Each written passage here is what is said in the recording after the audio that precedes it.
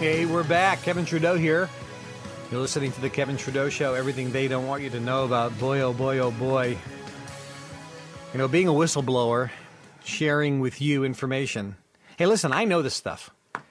You know, I live the benefits of this. I'm here to help you and share information with you and hopefully open up your eyes because I really care. I want you to do better and live better and be happier.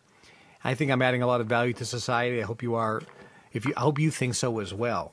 But I got a clip here of 60 Minutes, CBS 60 Minutes, back in the late 70s. I'm not exactly sure of the year, but 1976, the swine flu came out back then. And it was a major pandemic, a major scare. The government demanded that everybody take these flu shots. And the flu shots turned out to do exactly what I'm saying right now. And here we have investigative journalists. We have documentation, categorical evidence that everything that I'm saying is absolutely true. So take a listen to this. The flu season is upon us. Which type will we worry about this year? And what kind of shots will we be told to take? Remember the swine flu scare of 1976? That was the year the U.S. government told us all that swine flu could turn out to be a killer that could spread across the nation. And Washington decided that every man, woman, and child in the nation should get a shot to prevent a nationwide outbreak, a pandemic. Well, 46 million of us obediently took the shot. And now 4,000 Americans are claiming damages from Uncle Sam amounting to $3.5 billion because of what happened when they took that shot. By far the greatest number of the claims, 2/3 of them, are for neurological damage or even death, allegedly triggered by the flu shot. We pick up the story back in 1976 when the threat posed by the swine flu virus seemed very real indeed. This virus was the cause of a pandemic in 1918 and 1919 that resulted in over 500,000 deaths in the United States, as well as 20 million deaths around the world.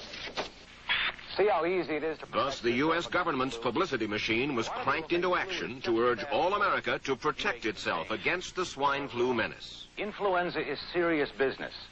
During major flu epidemics, millions of people are sick and thousands die. Well, this year you can get protection. The vaccines are safe, easy to take, and they can protect you against flu. So roll up your sleeve. Protect yourself. One of those who did roll up her sleeve was Judy Roberts. She was perfectly healthy, an active woman, when in November of 1976, she took her shot. 2 weeks later, she says, she began to feel a numbness starting up her legs. I joked about it at that time. I said, I'll be numb to the knees by Friday if this keeps up. By the following week, I was totally paralyzed. So completely paralyzed, in fact, that they had to operate on her to enable her to breathe. And for 6 months, Judy Roberts was a quadriplegic. The diagnosis? A neurological disorder called Guillain-Barré syndrome, GBS for short. These neurological diseases are little understood. They affect people in different ways. As you can see in these home movies taken by a friend, Judy Roberts' paralysis confined her mostly to a wheelchair for over a year. But this disease can even kill.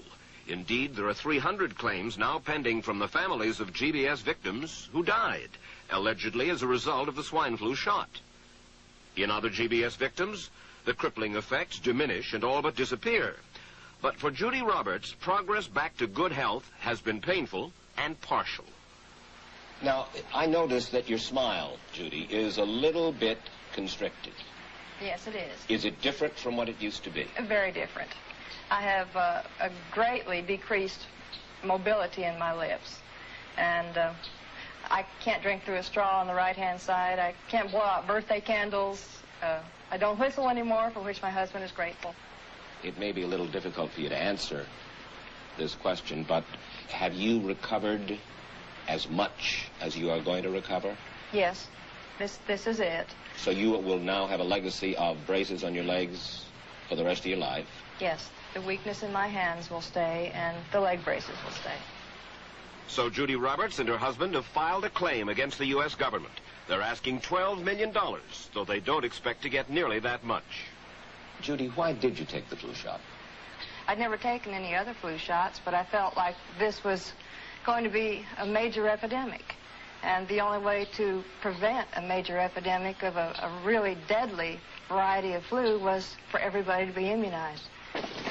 Where did this so-called deadly variety of flu, where did it first hit back in 1976? It began right here at Fort Dix in New Jersey in January of that year when a number of recruits began to complain of respiratory ailments, something like the common cold. An Army doctor here sent samples of their throat cultures to the New Jersey Public Health Lab to find out just what kind of bug was going around here. One of those samples was from a Private David Lewis who had left his sickbed to go on a forced march. Private Lewis had collapsed on that march, and his sergeant had revived him by mouth-to-mouth resuscitation. But the sergeant showed no signs of illness. A few days later, Private Lewis died. If this disease is so potentially fatal that it's going to kill a young, healthy man, a middle-aged school teacher doesn't have a prayer. The New Jersey lab identified most of those soldiers' throat cultures as the normal kind of flu virus going around that year, but they could not make out what kind of virus was in the culture from the dead soldier and from 4 others who were sick. So they sent those cultures to the Federal Center for Disease Control in Atlanta, Georgia, for further study. A few days later, they got the verdict: swine flu.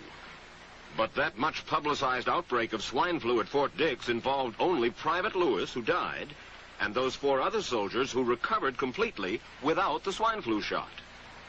If I had known at that time that the boy had been in a sick bed, got up, went out on a forced march, and then collapsed and died, I would never have taken the shot.